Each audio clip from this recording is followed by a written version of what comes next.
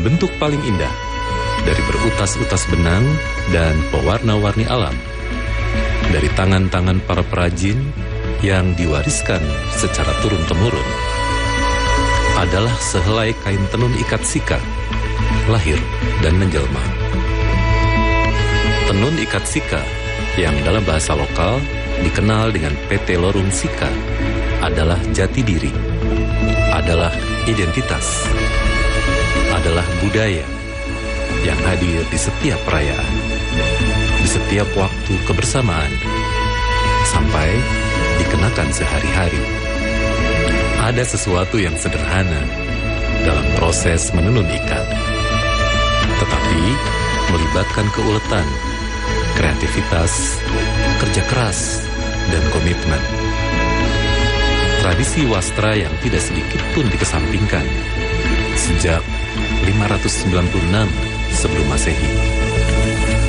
Sika dengan ibu kota Maumere di Nusa Tenggara Timur adalah daerah asal tenun ikat sika. Satu dari 3 pintu masuk Flores, selain Ende dan Labuan Bajo yang menjadi destinasi wisata super prioritas.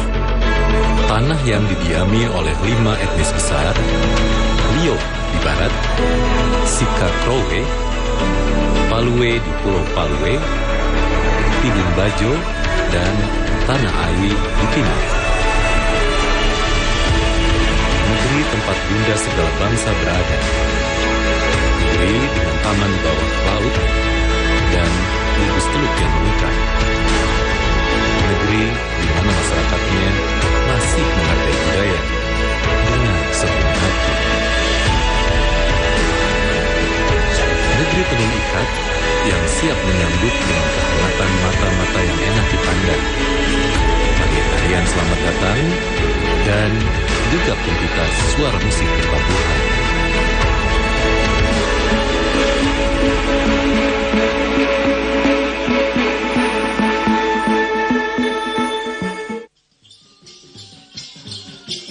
Di Watu Blapi, sebuah desa wisata yang masuk dalam Kecamatan Hewokloang, pada berbagai kesempatan, masyarakat setempat masih mengenakan kain tenun ikat. Termasuk menyelenggarakan tarian tradisional di acara-acara khusus, seperti menyambut tamu datang. Jika sehari-hari para lelaki bekerja bercocok tanam atau berladang, di acara istimewa, mereka akan menabuh gong waning atau memalu-malu gendang. Sementara, para perempuan yang biasanya menenun akan menari-nari dengan pisau atau parang di tangan, seraya menghentak-hentak kaki bergelang ke tanah. Semua mengenakan tenun ikat sika, lengkap dengan aksesorisnya. Ini adalah kostum yang digunakan oleh generasi muda. Jadi dia mengenakan sarung 1 lapis, tapi masih menggunakan motif tua. Gelang hanya 1 biji saja, dan baju lengan pendek. Ini disebut dengan labu tengge. Kalung 1 saja, anting biasa saja, dan rambutnya seperti ini. Ini disebut dengan gelong. Artinya bahwa ini masih gadis, belum menikah. Ini sobe, ini disebut sobe, ini tempat sirip pinang dan juga tempat untuk isi kosmetik. Ini generasi menengah. Jadi generasi menengah, sarungnya masih sama, 1 lapis, masih menggunakan motif tua. Baju lengan panjang atau disebut labu liman gete. Kalungnya sudah lebih dari 2. Anting dia agak besar sedikit dan rambutnya seperti ini. Ini disebut lenggen. Yang disebut orang Maumere disebut upacara lenggenala. Upacara lenggenala itu berarti dia sudah dewasa, dia sudah siap untuk dipinang. Gelang 8. Yang berikut ini adalah generasi tua. Dia mengenakan sarungnya berbeda. Ini dobel sarung, jadi sarung 2 lapis. Nah, sarung ini termasuk motif tua. Ini disebut gentiu. Gentiu berarti artinya belum beragama, tetapi dia punya kepercayaan. Orang Maumere bilang ini yang tanah bawah amalero bulang reta, berarti bumi dan langit. Motif ini ada sebelum bangsa Portugis masuk di Pulau Flores. Seperti sebelum agama Kristen masuk di Pulau Flores, motif ini sudah ada. Manik-maniknya dia lebih banyak. Ini disebut bahar tibu, memuli. Ini simbol kesuburan. Sedangkan laki-laki punya ini disebut ragi. Ini ragi gaing. Ini adalah pengganti baju. Ini adalah ragi. Ini disebut lado. Ini simbol keperkasaan dan juga sebagai penangkal roh jahat. Sebelum kekristenan masuk ke Flores, termasuk ke Sika, pada abad ke-16, masyarakat menganut kepercayaan astral dan kosmis. Bahwa wujud tertinggi adalah Inanyang Tanawawa, Amalero Wulanreta. Ibu yang berada di bumi, Bapak yang berada di atas angkasa. Dan percaya pada Ina Duai Ei Mulapuan, bahwa leluhur yang menguasai alam.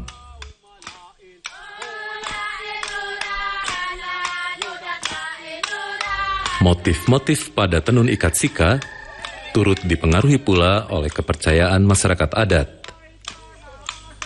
Ada motif-motif yang lahir di masa kepercayaan tradisional dan ada pula yang tercipta setelah masuknya agama Kristen.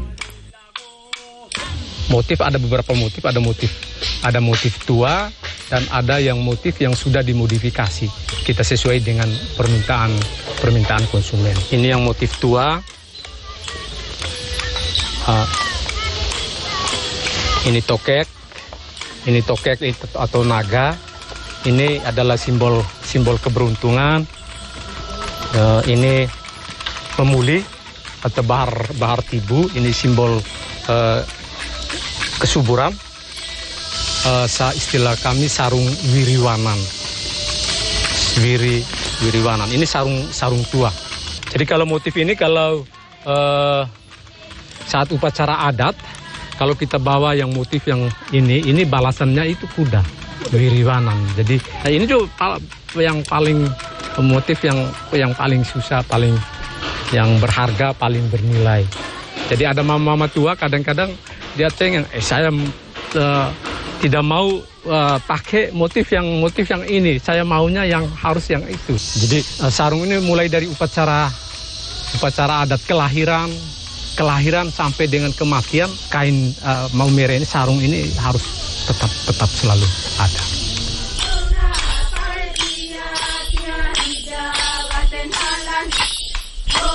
Anak-anak belajar mulai dari TK kecil-kecil ini, mereka mulai gulung, dari SD bisa ikat, celup, dari SMP mereka sudah bisa tenun.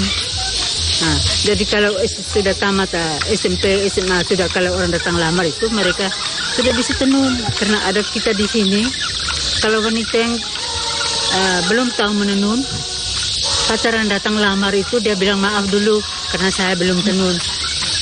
Belum bisa tenun. Kalau pergi ke rumah laki-laki, si mama mantu suruh kita tenun, kita tidak bisa. Mama mantu bilang lebih baik kau pulang saja. Karena kami rugi belis-belis itu, karena tahu harus datang itu tenun kain untuk bapak mama. Kau tidak bisa tenun, nanti orang suruh pulang kembali. Kalau macam saya punya belis dulu itu 25 kuda. 25 kuda. Termasuk dalam tahapan menuju pernikahan di Sika, dikenal istilah belis atau mas kawin. Pihak lelaki biasanya memberikan belis, bisa berupa kuda, emas, uang, atau kain untuk pihak perempuan. Setelahnya, pihak perempuan akan membalasnya dalam bentuk apapun yang dipilih, seperti babi atau kain tenun ikat. hasil tenunan si calon pengantin perempuan sendiri. Oleh sebab dekatnya tenun ikat dengan kehidupan masyarakat Sika, kain tersebut hadir di tiap momen-momen penting, seperti kelahiran, kematian, hingga pernikahan.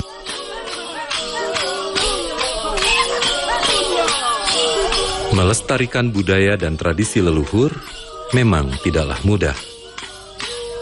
Akan selalu ada jalan yang sulit menanti. Karena itu, hanya orang-orang istimewa yang memilih jalan ini.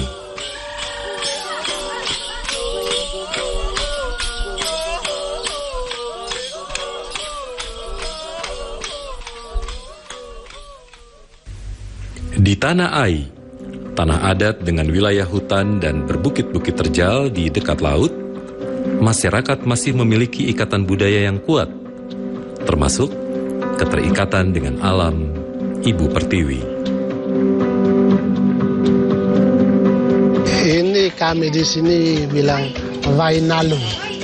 Nah, memang padi ini kalau bahasa bagian tengah sana bilang pare, kalau kami di sini bilang nalu. Jadi yang artinya gabah itu. Ya, untuk memisahkan gabah jadi beras ya kami sini bilang pakai bayi atau tumbuk gitu. Itu setiap rumah itu alat yang begini selalu ada. Kalau tanpa alat ini berarti orang itu tidak bisa makan nasi. Nilai yang bisa kami lihat itu dengan sistem tumbuk ini itu ada nilai penghematan.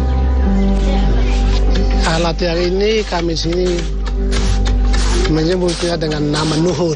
Kalau yang mereka pegang untuk tumbuk ini alu.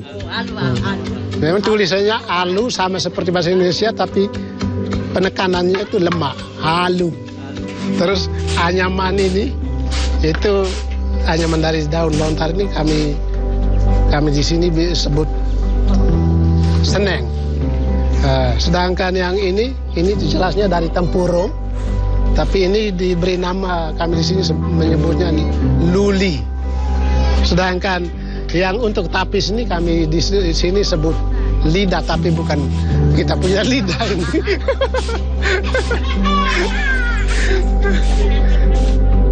Ini mau masak nasi, sayur, masak ubi, mau minum dengan kopi.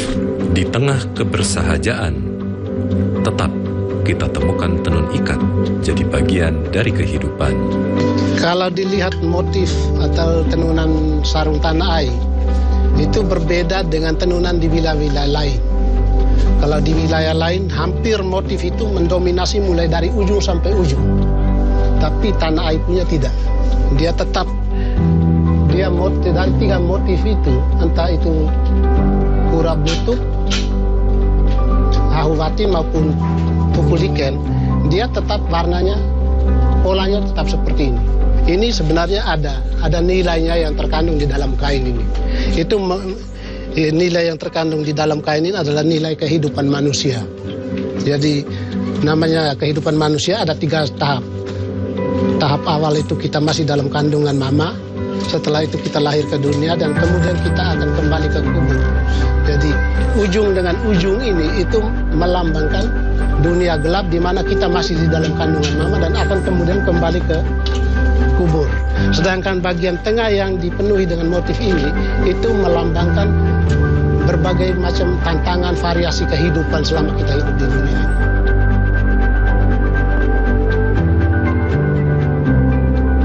Memang kita di sini tidak dalam bentuk sanggar. Awalnya memang punya niat untuk sanggar, tapi ketika kita cari bibit kapas, kemudian pewarna lokal, itu sudah susah ditemukan. Maka kami kemudian membentuk itu hanya dalam bentuk kelompok tenun saja. Nah, setelah bentuk kelompok tenun ini, kita dekatkan diri kepada orang-orang tua seperti mama ini untuk mengajarkan mereka bagaimana teknik tenunnya. Jadi dari tahap ke tahap itu seperti yang kita lihat di belakang ini, awalnya itu mereka swadaya. Awalnya swadaya, kumpul uang, beli benang di toko. berjalan kurang lebih 2-3 tahun, tapi kemudian pemerintah desa melihat ada kelompok yang menekuni ini. Pemerintah desa dari tahun ke tahun mulai mengalokasikan bantuan benang.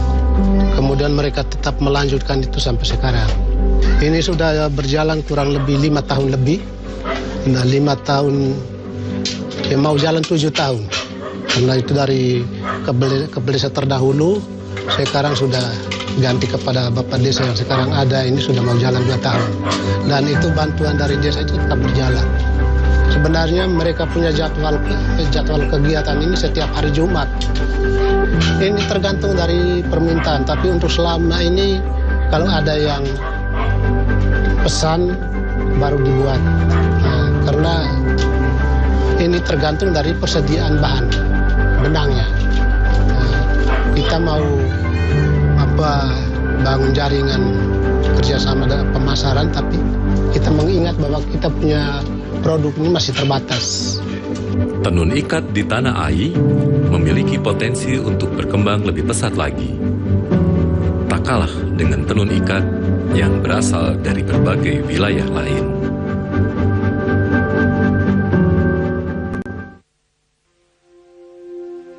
Tenun ikat Sika mungkin adalah salah satu komoditas tertua yang menjadi sumber pendapatan masyarakat.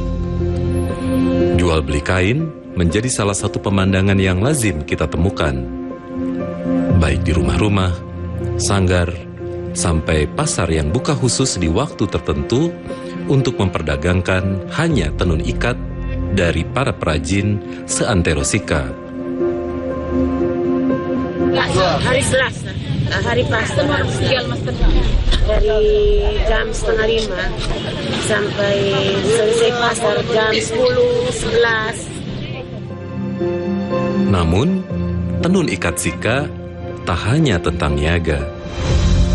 Ia juga adalah tentang kearifan lokal, tentang cara masyarakat menghargai warisan budaya.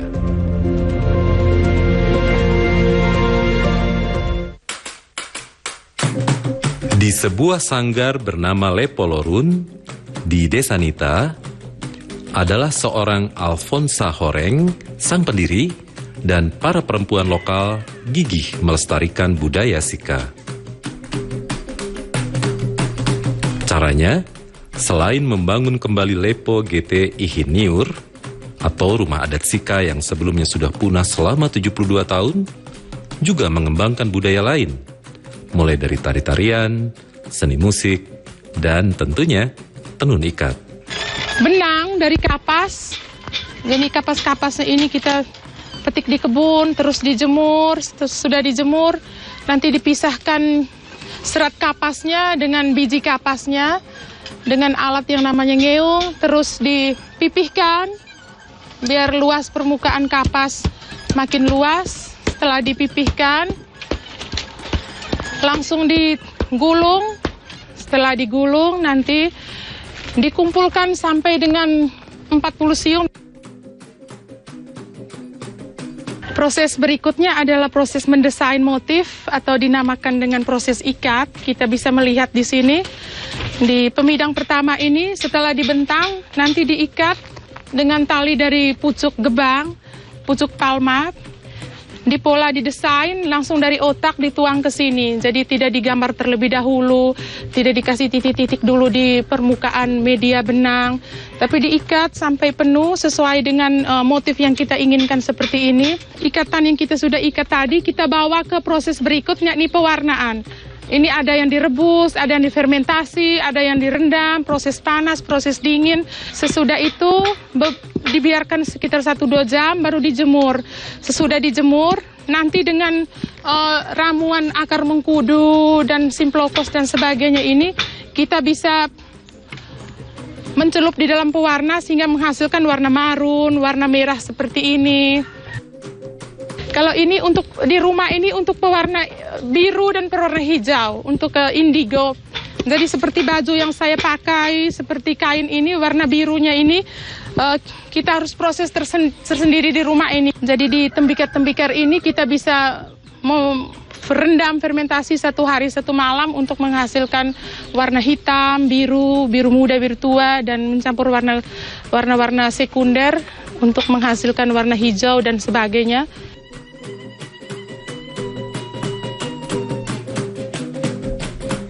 Proses berikutnya adalah penataan motif. Jadi ikatan yang tadi dilepas ikatannya, muncullah motif-motifnya ini. Karena sudah diwarnai, jadi muncullah motif. Ini diikat satu persatu biar waktu kita tenun tidak bergeser, tidak lari kiri kanan, motifnya tidak bengkok, tidak pecah. Jadi ini proses terakhir tenun. Menggunakan tenunan konvensional, tenun gedok, jadi bukan mesin.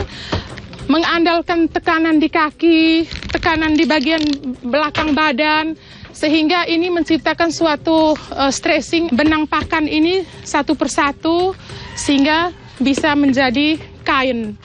Sesudah ditenun sekitar 10 hari selesai. Jadi ini motifnya sama, tapi ini pewarna alam, ini pewarna sintetik. Jadi kelihatan beda. Dari motif yang ditenun ini adalah motif mawarane, kelihatannya seperti bintang. Dalam mawarane atau bintang bersusun ini melambangkan kesatuan keluarga. Ada sebelahan ada ayah, ada ibu, ada anak, merupakan didikan dari seorang ibu kepada putrinya.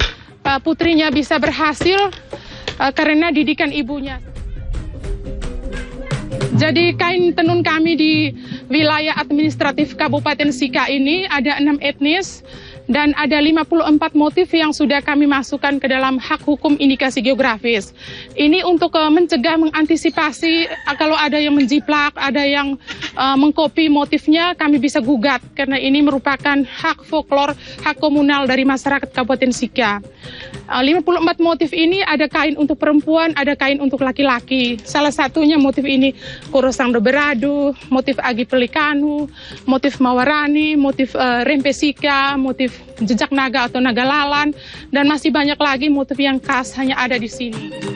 Tenun ikat Sika menjadi kain ikat pertama di Indonesia yang memperoleh sertifikat indikasi geografis.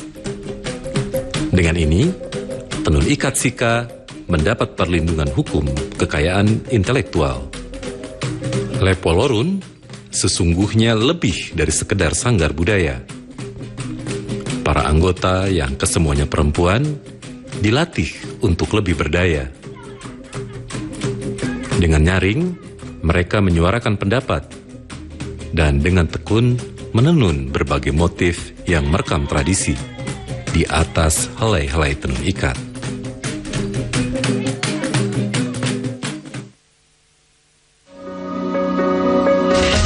Eksotisme Sika belumlah utuh tanpa tenun ikatnya yang sangat istimewa. Maka, tiap kali kita mengingat Sika, ingatlah bahwa ada masa depan cerah yang lahir karena semangat masyarakatnya dalam melestarikan khasanah budaya. Ingatlah wajah-wajah mereka, muda, tua, yang menginspirasi dan penuh cinta. Mereka yang bergerak bersama demi Sika.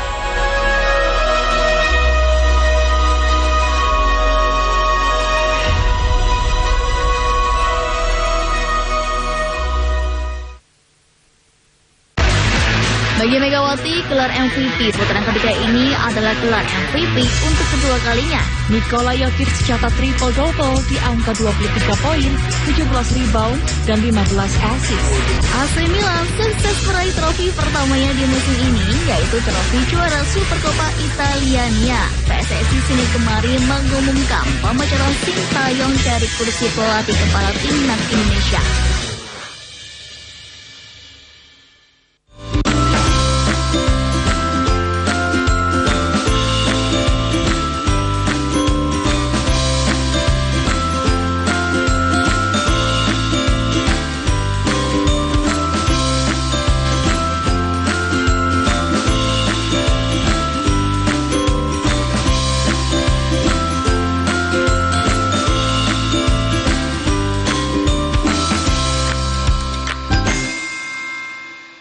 Dari 150 kali gempa tersebut, 2 diantaranya memiliki kekuatan signifikan. Selama ini pabrik rumahan tersebut memproduksi arak jenis Trobas tanpa izin.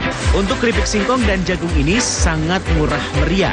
5 kapal penumpang ini diberangkatkan secara bergiliran sejak pagi hingga petang. Para tersangka memalsukan beras SPHP yang dikemas menjadi beras premium. Dugaan sementara kebakaran dipicu oleh korsleting kelistrikan mobil. Saksikan Jatim Awan hanya di JTV.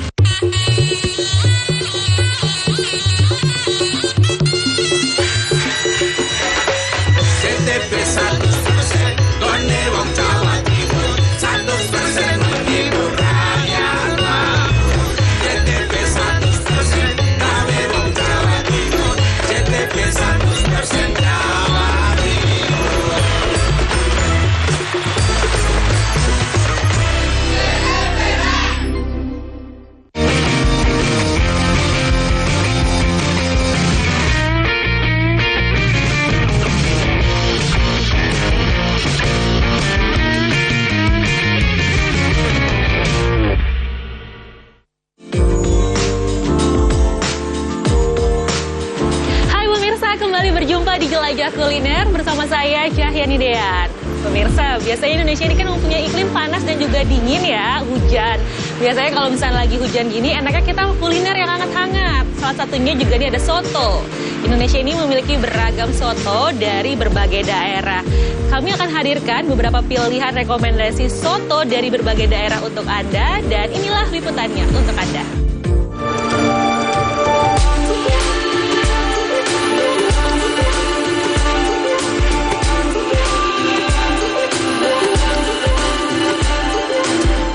Soto menjadi salah satu kuliner Nusantara yang mudah ditemukan di berbagai daerah. Tentu masing-masing punya ciri khas disesuaikan dengan selera warga lokal.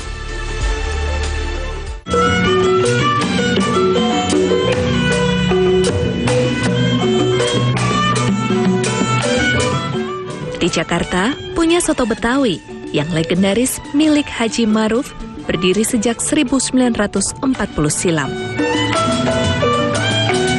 Resep otentik bertahan sejak dulu hingga generasi ketiga. Menggunakan rempah seperti jahe, sereh, lengkuas, dan daun salam sebagai bumbu dasar kuah. Sementara untuk memasak daging sapi, sang pemilik punya cara tersendiri agar daging lebih lezat saat disantap. Setelah direbus selama 3 hingga 4 jam, daging digoreng dalam minyak panas. Tuangkan kecap manis di atas daging. Tunggu hingga daging kecoklatan, lalu angkat. Yang menjadi ciri khas soto Betawi Haji Maruf, yaitu tidak menggunakan kentang dan sayuran. Hanya daging dan jeroan seperti paru, usus dan babat, ditambah emping, daun bawang dan bawang goreng disiram dengan kuah santan bercampur susu.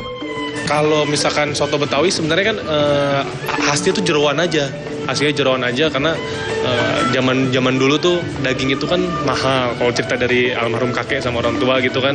Nah akhirnya sekarang tuh udah ada pakai campuran daging gitu, dan bedanya kita mungkin kita nggak pakai kentang, sayur-sayuran tuh nggak pakai karena ya emang basicnya aslinya dari zaman dulu ya daging sama ya kuah santannya itu gitu. Awalnya itu kita hanya santan aja. Pas dari zaman almarhum kakek santan aja. Nah, kakek cerita pas lagi dagang lagi rame-ramenya, kalau untuk meres santan lagi nggak memungkinkan. Akhirnya dia ke pasar, ditambahinlah kuah susu. Nah, ternyata lebih gurih dan orang-orang lebih suka. Jadi itulah awal mulanya kenapa si soto Maruf ini menggunakan santan dan susu.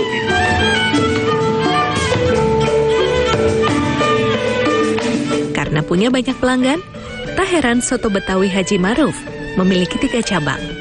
Mereka selalu kembali demi merasakan kelezatan semangkuk soto Betawi. Bagi Anda yang ingin menikmati soto Betawi Haji Maruf, cukup membayar Rp45.000 untuk soto campur dan Rp48.000 untuk soto daging. Di samping itu juga untuk menunya juga ada yang santan dan ada yang bening gitu kan. Harganya juga nggak terlalu mahal lah, relatif lah itulah ya. Karena kan rasa atau ini kan tergantung daripada selera kan gitu kan. Kalau saya ini dari santannya, santannya itu beda ya. Jadi ada rasanya gimana ya, kayak semacam ada rasa-rasa susu gitulah. Gitu. Tapi saya nggak tahu ya itu pakai susu atau enggak deh, atau santan murni saya nggak tahu. Itu aja. Campuran jalan. Ya seminggu ya nggak, paling ya 2 kali lah paling nggak lah gitu. Bergeser ke salah satu daerah penyangga Jakarta, berjuluk Kota Hujan, Bogor, Jawa Barat, juga memiliki soto khas yaitu soto mie. Salah satu soto yang tersohor, soto mie Mang Ohim, hadir sejak 2005 lalu. Sejak pagi, para pekerjanya sibuk di dapur mempersiapkan aneka bahan baku. Yang wajib tersaji dalam semangkuk soto mie ialah risol yang dipotong sedang, berisi bihun. Selain risol, ada pula mie kuning atau mie putih, daging, dan jeroan sapi seperti kikil dan urat, kol, tomat, seledri, bawang goreng, dan emping. Sementara untuk kuah, soto mie Mang Ohim berwarna bening. Hasil rebusan kaldu daging sapi yang dimasak selama 2,5 jam, lalu dicampur bumbu halus seperti bawang merah dan bawang putih, kemiri, jahe, dan pala. Agar lebih nikmat, saat hendak disajikan, kuah kaldu sapi ditambah kecap asin, cuka, dan sedikit penyedap. Yang ciri khasnya itu risolnya ya. Kalau di yang lain kan risolnya basah ya. Kalau di sini udah digoreng kering, udah dipotong-potong tuh. Jadi langsung disajiin aja gitu. Kalau untuk kuah masih sama aja, cuman ini kan yang kebanyakan yang lain makan agak-agak kemerah-merahan ya. Kalau sini mah bening, bener-bener bening itu kuahnya. Dalam satu hari, soto mie Mang Ohim menghabiskan 15-25 kg daging sapi. Pelanggannya tak hanya datang dari kota Bogor saja, namun wisatawan berbagai daerah yang mampir untuk mencicipi cita rasa kuliner khas Bogor. Apalagi harga yang ditawarkan sangat ramah di kantong, Rp20.000 per porsi. Mungkin dari cita rasanya yang bikin beda. Cita rasanya setelah saya coba di beberapa tempat memang lebih ada rasa uniknya di sini. Soto mie juga pernah. Menurut saya memang soto mie-nya di sini lebih enak dibanding tempat yang lain. Bila menilik asal-usul soto, Dekan Universitas Teknologi Pertanian Universitas Gajah Mada Yogyakarta, sekaligus salah satu pendiri Forum Komunikasi Kuliner Indonesia, Eni Harmayani menjelaskan, soto merujuk dari salah satu jenis makanan Tiongkok dalam dialek Hokkien disebut cauto, yang artinya jeroan dengan rempah-rempah. Di Indonesia, soto pertama kali dikenal di pesisir pantai utara Jawa pada abad 13. Diperkirakan sekitar 13 ya, abad 13. Ini baru tertulis itu di abad ke-19 ya. Maksudnya itu pun kan dari buku yang ditulis, buku kuliner dan gastronomi ditulis oleh bangsa Hindia Belanda itu tidak ada soto itu. Padahal sudah tersebar di masyarakat ya. Mengapa? Karena diduga bahwa kan dibuatnya di awal itu kan dari jeroan ya, dari babat ya, usus sapi ya, dari babat itu, sehingga menurut mereka artinya itu hygiene-nya kurang, sehingga mereka tidak memasukkan itu sebagai masakan ya yang direkomendasikan begitu ya maksudnya. Dalam perkembangannya, soto menyebar di seluruh Nusantara dan diadaptasi di banyak daerah dengan masing-masing ciri khas. Menurut Eni Harmayani, Indonesia kini memiliki 75 ragam soto tersebar di 22 daerah. Tanyain, soto yang mana gitu kan? Ada 75. Ya soto Indonesia, dan itu memang beragam gitu ya. Jadi kita nggak usah menyebut satu gitu ya. Tadi dengan berbagai justifikasi tadi, kalau mau yang representasi terbanyak memang soto ayam kaldu kuning gitu ya.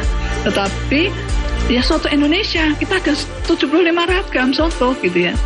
Dan itu soto menunjukkan diversity di dalam sebuah mangkok yang hangat gitu ya. Ya, dalam semangkuk kelezatan soto punya cerita, akulturasi dua kebudayaan hingga merajut kebinekaan antar daerah. soto kini menjadi salah satu ikon Indonesia yang digemari berbagai lapisan masyarakat. Juli Horisman, Aris Sandi, Seto Pratomo, JPM TV.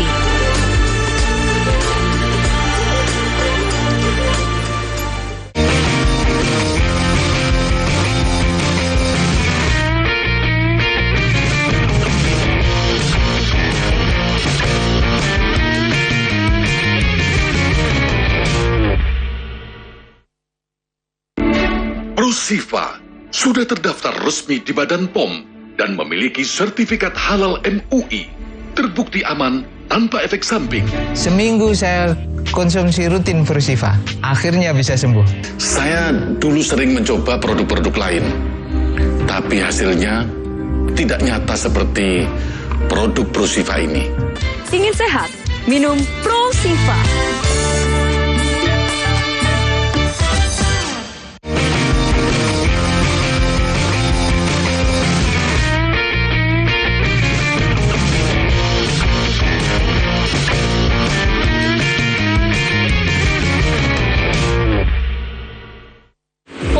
Bermunculan kedai kopi kekinian, namun sebuah kedai kopi di kawasan Glodok, Jakarta Barat tak lekang oleh zaman. Berdiri sejak 1927, kedai kopi Taki masih terus didatangi pelanggan setia dari generasi ke generasi berkat cita rasa yang tak pernah berubah. Taki itu filosofinya adalah sederhana dan wibawa. Kawasan Glodok terkenal sebagai pecinanya Jakarta. Di sini banyak tempat legendaris, salah satunya kedai yang sohor di kalangan penikmat kopi.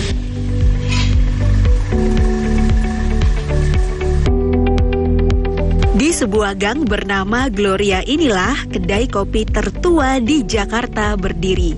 Letaknya memang tersembunyi, namun paling dicari para penikmat kopi. Ini dia kedai kopi Taki yang tak lekang oleh zaman. Hadir sejak 1927. Cita rasa kopi yang tak berubah membuat para pelanggan setia selalu datang dari generasi ke generasi. Beberapa pelanggan pertama kali mencicipi kopi Taki karena diajak orang tua mereka. Puluhan tahun setelahnya, mereka kembali ke kedai nyaris berusia 1 abad ini sambil mengenang masa kecil. Dari umur 16-17 lah, Bu. Iya, umur. Ya, emang kebiasaan sini ngumpul, kadang-kadang ada temen sini. Jadi saya sering kesini aja, ngopi sama nasi campur. Enggak berubah kopinya. Tempatnya sendiri juga udah heritage ya. Jadi menambah kesan seperti kita masuk ke masa lampau gitu. Dulu banget pernah sama orang tua saya, tapi itu udah dulu banget. Tapi yang sering tuh sudah dari tahun 2000-an. Kedai kopi Taki didirikan oleh seorang perantau asal Tiongkok, Leong Kui Chong pada 1927.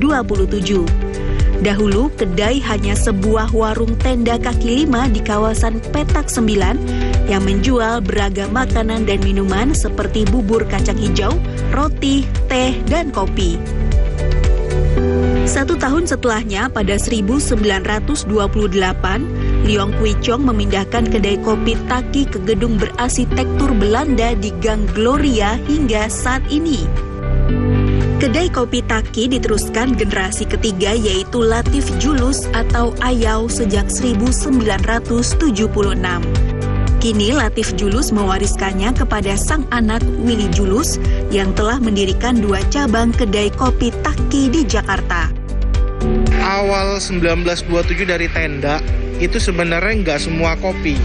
Sebenarnya dari teh pertama, dari teh ada lagi bubur kacang hijau. Terus baru orang meminta kopi, kita bikin kopi yang masih beli di pasar. Kopi masih sederhana, kita beli di pasar, kita seduhin. Makin tahun sudah kita lihat kopi di sini tuh kurang oke. Jadi kita bikin kopi racikan sendiri. Dari persaingan memang cukup berat ya, tapi kita tetap konsisten dengan kopi sederhana, kopi Lampung gitu ya. Terus kita masaknya dengan cara diseduh, dimasak dan diungkep dulu di satu panci yang besar gitu. Kita nggak pakai mesin, kita nggak pakai campuran sirup-sirup, nggak. Kita sederhana, kopi ya zamannya kopi tubruk dah. Di tengah bermunculannya kopi kekinian, pemilik Kopi Taki tidak berniat menambah varian menu. Sejak dulu hanya tersedia kopi original dan kopi susu yang disajikan panas atau dingin. Segelas kopi original dihargai Rp20.000, sementara kopi susu Rp22.000. Untuk menikmati segelas kopi legendaris ini, Anda bisa datang ke kedai Kopi Taki Gang Gloria, Glodok, Jakarta Barat, buka Senin hingga Minggu pukul 7 pagi hingga 2 siang. Seger banget, cuaca panas kayak gini memang lebih enak kalau nyeruput segelas es kopi susu Taki. Apalagi kopi ini legendaris banget. Tunggu apa lagi ya, langsung aja datang ke kawasan Glodok, Jakarta Barat. Yuli Horisman, Ori Salvian, JPM TV, Jakarta. Masih dari Glodok, Jakarta Barat, pemirsa. Kali ini ada kari legendaris yang telah berdiri sejak 1973 di Gang Gloria. Kari lam masih diburu para penggemar setianya berkat cita rasa otentik yang dipertahankan dari generasi ke generasi.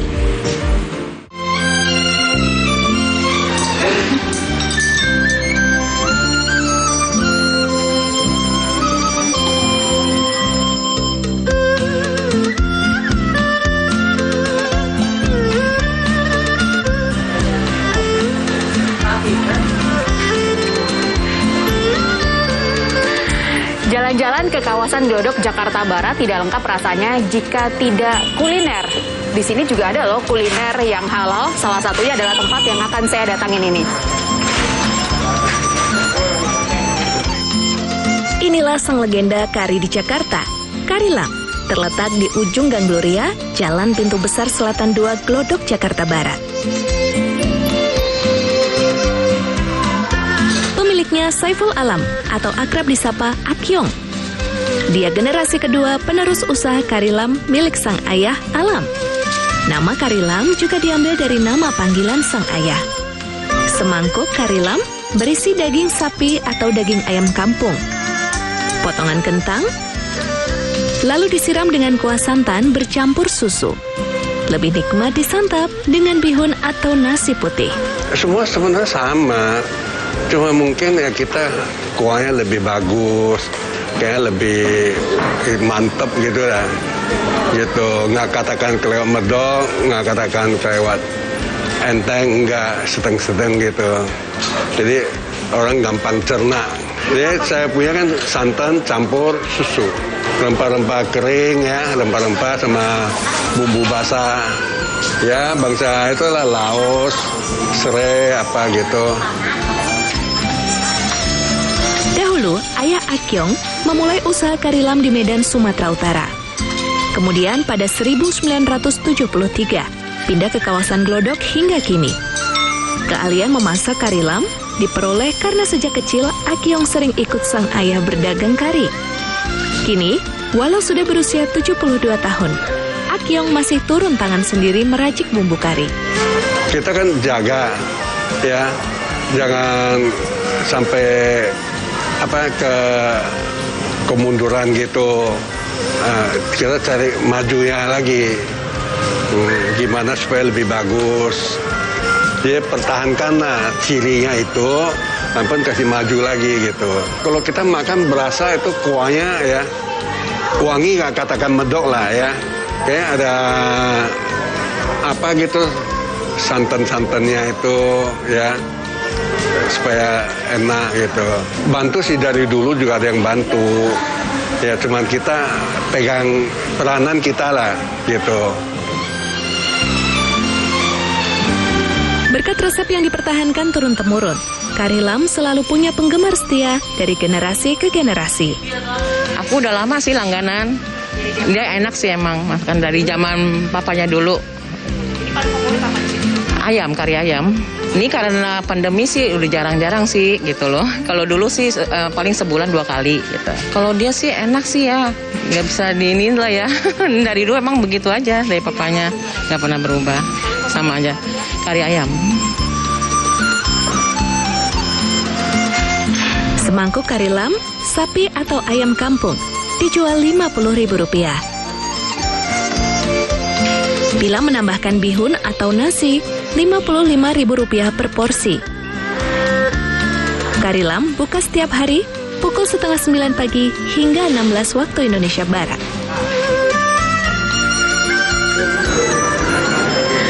Dagingnya empuk, kuahnya kaya akan rempah, maka tidak salah jika karilam ini begitu legendaris dan masih dicari hingga saat ini.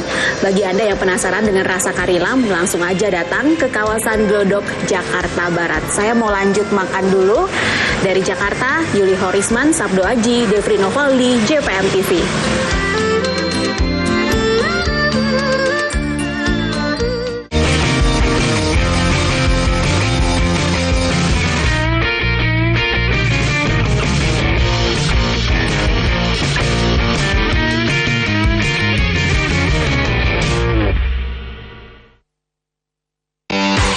Kali ini di tahun 2025, Kenduren, Festival Durian dan Buah Unggulan Jawa Timur kembali hadir dimeriahkan Bazar UMKM, live music, game, door prize, dan acara menarik lainnya. Ayo datang dan ramaikan acara Kenduren 14-16 Februari 2025 di Living Land by Mandiri, Jalan Pemuda nomor 23, Surabaya.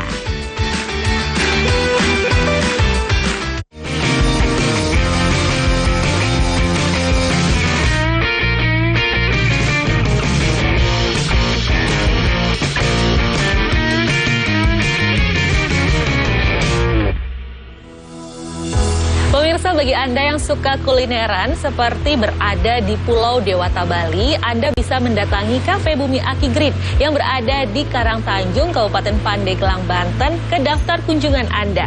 Di kafe ini menyuguhkan konsep seperti berada di Pulau Dewata, Bali.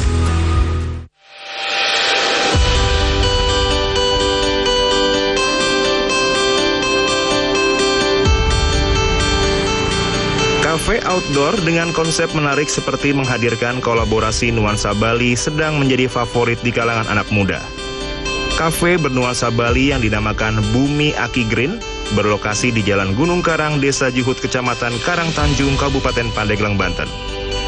Cafe Bumi Aki Green bernuansakan Bali dengan dibalut dekorasi khas Bali dan campuran makanan khas daerah Pandeglang. Menu andalan di cafe ini yakni nasi gonjleng dan menu Bali ayam betutu. Sementara untuk minumannya, es gula aren dan kopi gula aren menjadi unggulan di kafe ini. Kafe Bumi Aki Green yang dibuka sejak September 2021 ini menawarkan sensasi suasana ala Pulau Dewata, Bali. Kafe ini didirikan pasangan suami istri Cepi Dian dan Reni Nur Amalia. Salah satu pemilik kafe, Reni Nur Amalia, mengatakan konsep tersebut kolaborasi antara Bali dan Sunda Pandeglang. Di Pandeglang sendiri belum ada kafe atau resto nuansa seperti di Bali. Konsepnya kita emang awalnya kolaborasi antara konsep ciri khas Banten, Pandeglang Banten sama Bali.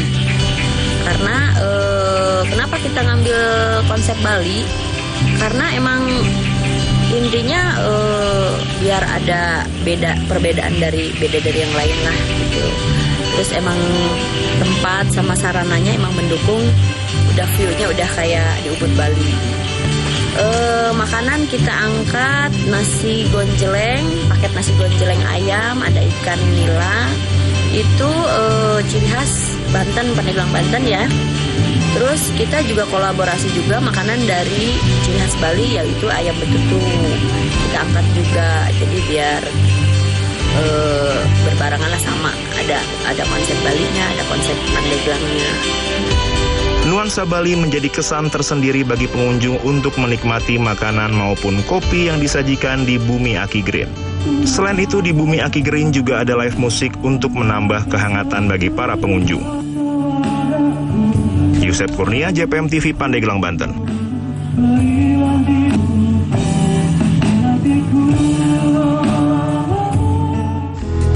Sebuah rumah makan dengan konsep suasana lawas dipadukan dengan hamparan sawah dan sungai bisa Anda temukan di Kabupaten Madiun. Pengunjung yang datang ke tempat ini bisa menikmati aneka hidangan lezat dipadukan dengan suasana seperti di desa.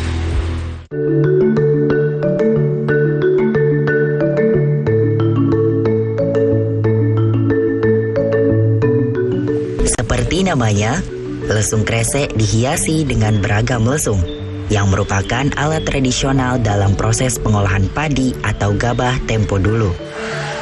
Lesung-lesung ini disulap menjadi meja makan yang cukup menarik. Tidak hanya lesung, lokasi makan ini juga miliki bangunan bekas kandang kerbau yang dialihfungsikan menjadi gazebo, lengkap dengan cikar dan kayu luku. Kental dengan suasana masa lalu, lesung kresek juga hadir dengan hamparan sawah serta aliran sungai catur.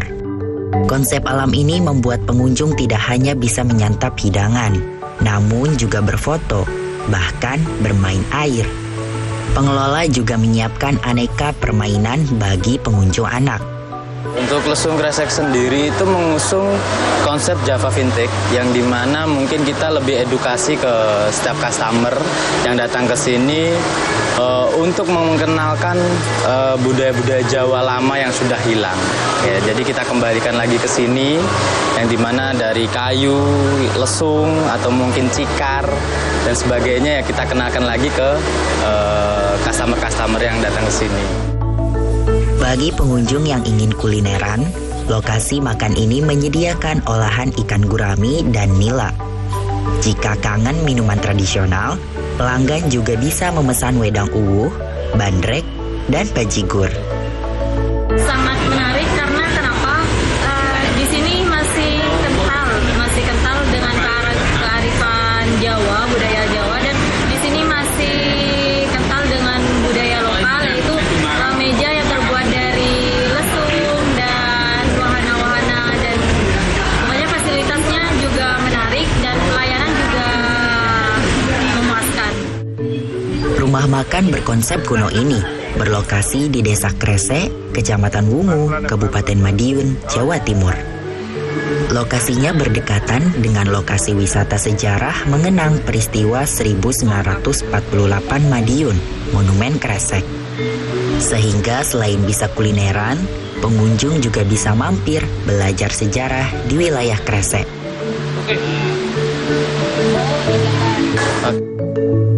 Tim Liputan JTV Madiun, Jawa Timur.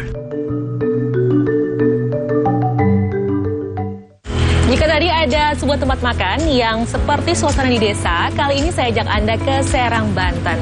Di sana ada sebuah kafe yang jauh dari keramaian kota dan letaknya di pinggir hutan loh pemirsa.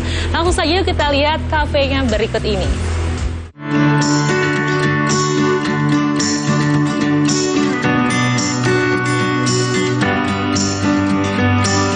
Aktivitas warga di perkotaan dibatasi oleh aturan pemberlakuan pembatasan kegiatan masyarakat.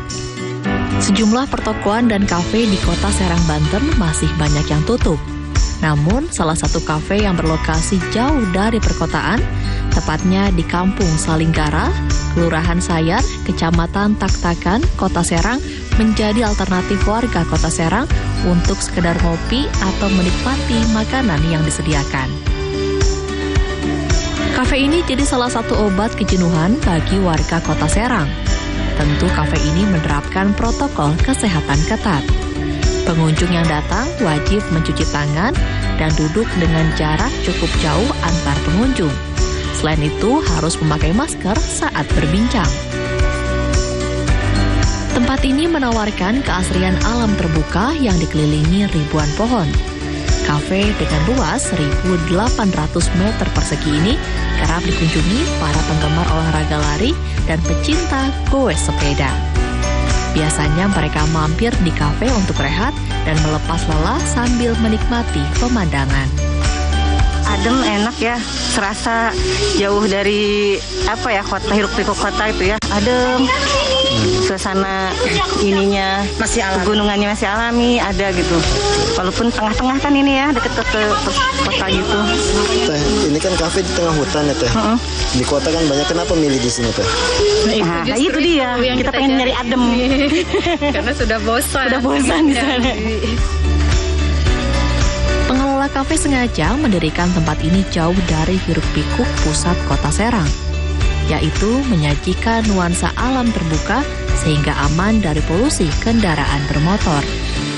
Tadi bahwa mungkin ada kebosanan orang di Serang khususnya gitu, kafe secara umum kan ada di keramaian gitu ya, yang kemudian kadang-kadang juga terganggu oleh bisingnya lalu lintas dan seterusnya.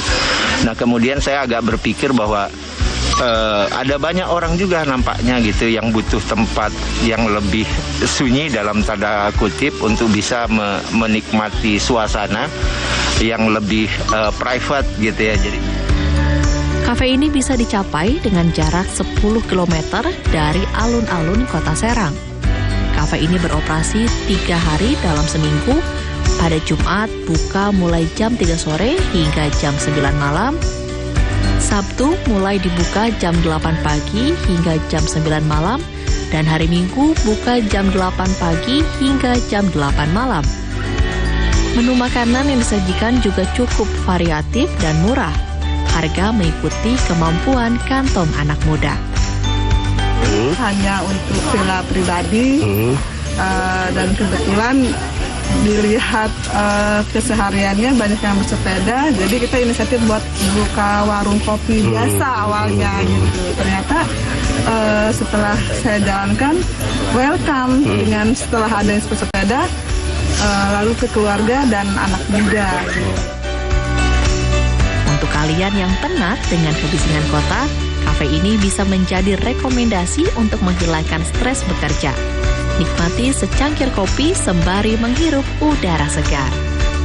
Suhendi, JPM TV, Kota Serang, Banten.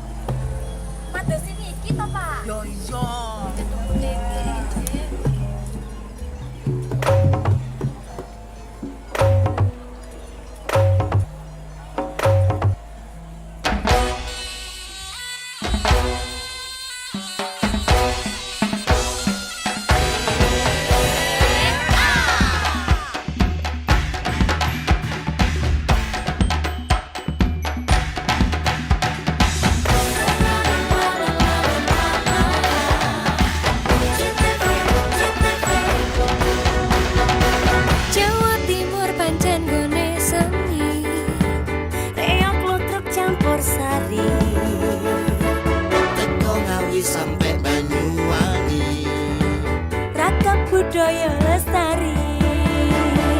Mojo Paet Singosari Kediri Ayo rek kuyup makaryo Jawa Timur tambah joyo. CTV 100% dominan Jawa Timur, 100% menghibur rakyat makmur. CTV 100% gawe wong Jawa Timur. CTV 100% Jawa Timur. Yo di Jawa Timur ragam warna-warni jadi melebur. Hati terhibur kembali berkumpul menjadi satu. CTV mantul mantulkan untuk filosofi dari tanah Jawi, semua beraksi atur insiden dedikasi, semua seni ada di sini. Jawa Timur pancen gone seni. Reyok lutruk campur sari.